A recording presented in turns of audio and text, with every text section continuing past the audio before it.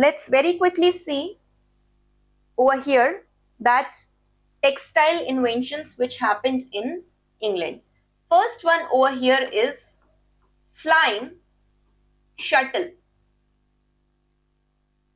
What it did is important. It mechanized the throwing of shuttle across the loom, which was initially hand operated. So it doubled the weaving speed and it enables the wider cloth and increase the demand for the yarn. Another one is spinning jenny. I think I've discussed this. Spinning jenny. Multiple spindle handles, spinning frame. Okay. It increased the yarn output. Yarn is the wool, okay, per worker. And ultimately what happens? The cost of the wool was decreased. Third over here is your water frame. So it is mentioned that the water powered the roller spinning, producing stronger and the coarser yarn. It led to first water powered mill, and now the production completely moved from single unit to whole factory. When you're having a bulk production, the price is going to reduce. Fourth, spinning mule. Okay, spinning mule. It combined the jenny and the water frame to produce large amount of strong yarn. And what happens? It supplied high quality yarn for fine textile and ultimately scaled up the factory production. Fifth one over here is power loom. Again, it mechanized the weaving using the powered motion. Okay. It automated the weaving. Massively, it raised the cloth output and reduced the cost. Another one over here is your cotton gin. It mechanically separated the cotton fiber from the seeds and ultimately increased the raw supply. Machinery improvements, okay, on self-acting mules. So what happened, you understand that automation had increased, right? So better looms and efficient improvements had been seen. It increased the reliability, continuous production and reduced skill labor need. Sewing machine. We all have seen our mothers using it at home. It mechanized the lock stitch sewing for the garments.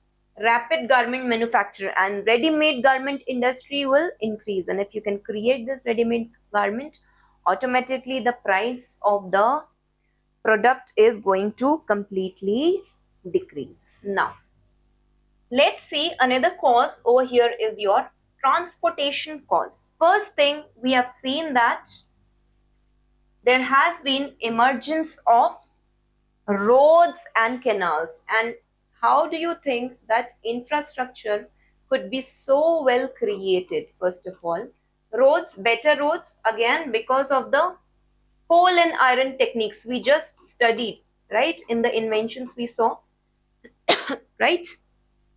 So turnpikes trusts improved the road network.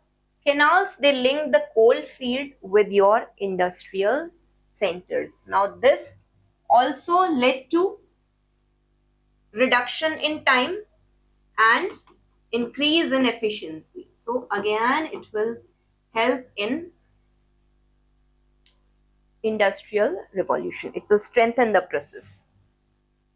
Another one over here is railways. Okay, development of railways, it boosted the movement of raw material and the finished good. If from one location to another location you have to send a product, then if time frame is reduced, then a mass production can be done on a huge scale. It created the new markets by connecting the distant hinterlands far off in the inlands, right? Steam ships. Steam powered ships, they reduce the transportation cost and They connected the Britain with the colonies more efficiently. It enabled Lancashire mills to get cotton from the ports like Liverpool and speed up the production totally. Is it clear?